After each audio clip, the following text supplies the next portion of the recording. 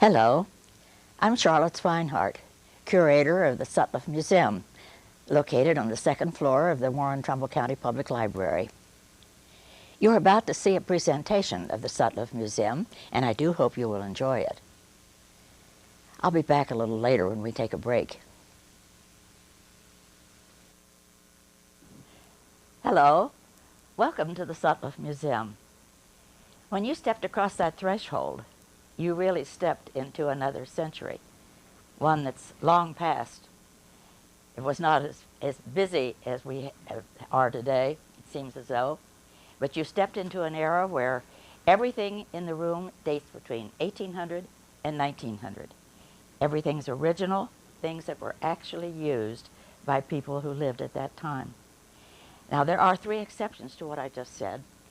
Actually, the carpeting, I hope you looked at that, the wallpaper, and the window display is, those are things that had to be new to fit the room.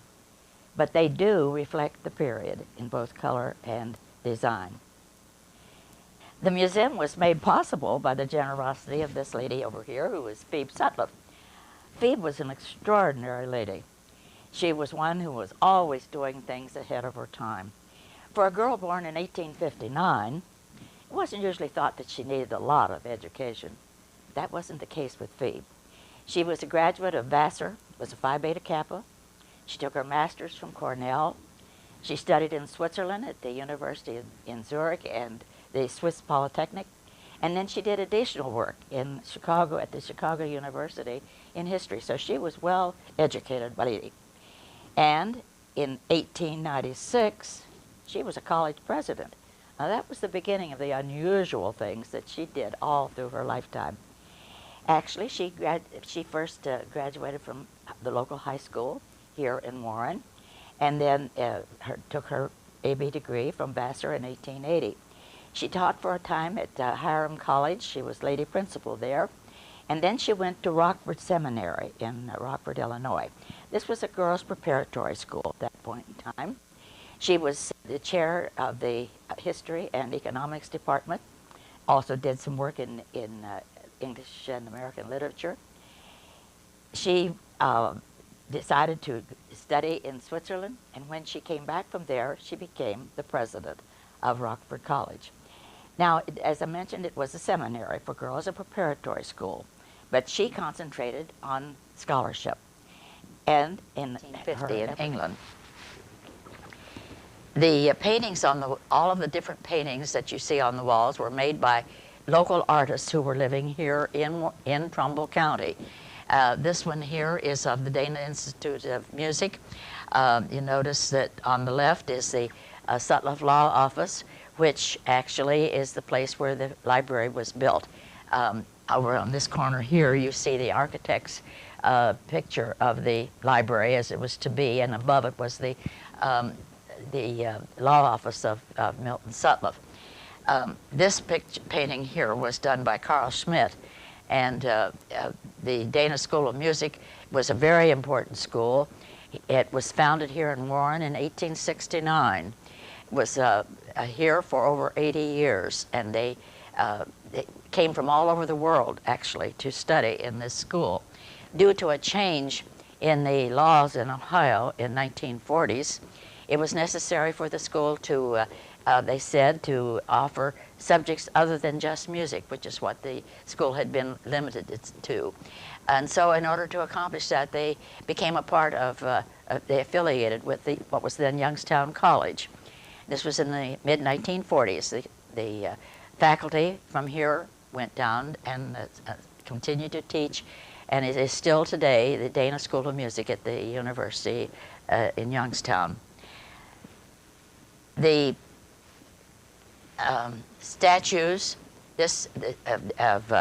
one is of Dante, and one is of Virgil, and these, of course, were very nice for decorations and something that would be appropriate for the Sutliff home. All of the furniture is Victorian furniture, and except for this one here, these were things that were from the Sutliff home. Here you see a picture of Mary. This was an older sister of Phoebe's, and unfortunately, she died when she was only 11 years old. And of course, people wonder, why did she die so young? But she was a victim of diphtheria. That was a very common ailment in those days, and many people did suffer that disease. If they were able to get the high fever broken, a person might live, but that was difficult to do, and she did not live but 3 or 4 days after she came down with that disease. But in her very short period of life, she did several rather interesting things, and one was to make this quilt that you see below her. Her mother wrote on one of the squares in a block that Mary did this when she was 6. You see a flag that you can recognize is not today's flag. This one is made on very fine linen, and unlike today's flags, the stars and stripes are painted on. You will see also on that same shelf a picture of Plum Sutliff and his discharge from the service in the Civil War. We have a number of early documents, some of them going back to the 1790s, and you see one there that belonged to his father, or his grandfather, Plum's grandfather actually, as part of the militia in Connecticut. In the first set of shelves is a memorial newspaper, 1865, a memorial to Abraham Lincoln. It looks almost like today's paper. It is so clear and white. But of course, the newspapers were made with in a much different way from the way they are today, with much more of the pulp and so forth. Beside it is a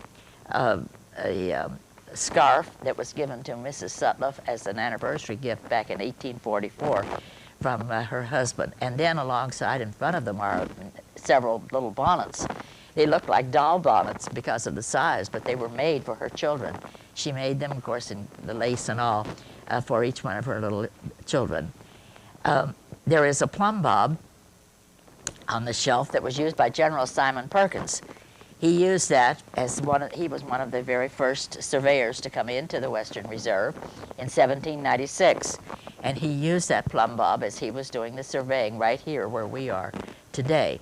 And it is the same type that is somewhat like they use at the present day. Moving, then also on the second set of shelves, there's a newspaper, an 1840 Emancipator newspaper, that has one of Levi Sutliff's letters to the other abolitionists in the area. As I mentioned earlier, the anti-slavery movement was very important to the whole family, and we have many things here in the museum which indicate that fact. Letters and documents that we have. Some of them are the ones that have been restored, or not, I shouldn't say restored, have been copied and are in the new display that we have just outside the door. In the far cabinets are a number of really, really interesting things. I might just point out a few. There's a clock face there that oftentimes even I had wondered originally, why did they save the clock face? It's very attractive, but must have been some reason for it. And I discovered that there used to be a number of clock factories, and kind of a crazy word too, but they used to put their whatnots on the whatnot shelves to display them. And you see there a number of interesting items, a coffee grinder and so forth. The pictures there, that the one on the left of the cabinet is of Phoebe Marvin when she was married in 1840, and she was 18 at that point in time. And over here on this side is a picture of her when she was in her 80s, and she lived to be 92 years old. The Marvin genes were the long lives. The Sutliffs did not live that long, but again, I mentioned that her father was almost 102, she was 92, and their daughter Phoebe was 96. The dress there was worn by Lydia as a party dress in the 1890s. It was a style that was very popular. It has the big Lego mutton sleeves. She wore a little cape with it, and again another pair of interesting shoes, like the size of the purple ones with the purple wedding dress. And on this side is a picture of an oil painting of Levi that was taken at the same time that the one was made of Phoebe when they were married in 1840. And then as the last thing that I wanted to point out to you is the china cabinet there that has the Haviland Limoges china. That's a beautiful set of there are 50 pieces, and it's a service for 12. And then there is a separate tea service on the top shelf. I hope you enjoyed your trip around the Sutliff Museum. There were numerous things that I didn't point out in our tour. One of them, the larger things, being this lovely doll buggy that dates back to 1870. I think it's charming, and it reminds me of the Surrey with the fringe on top. If I had mentioned everything on the tour, then there would have been nothing left for you to see when you come to visit. And I do hope you will come to see these interesting artifacts. There was one thing, a date that I would like to correct. It's the date that I said was the date that the quilt that was made from the political banner was made. A slip of the tongue said it was 1864. In reality, it was 1884. And now, with an invitation to come and visit, and do remember my changing exhibit every 2 months, it's always a fascinating and interesting collection. I bid you goodbye.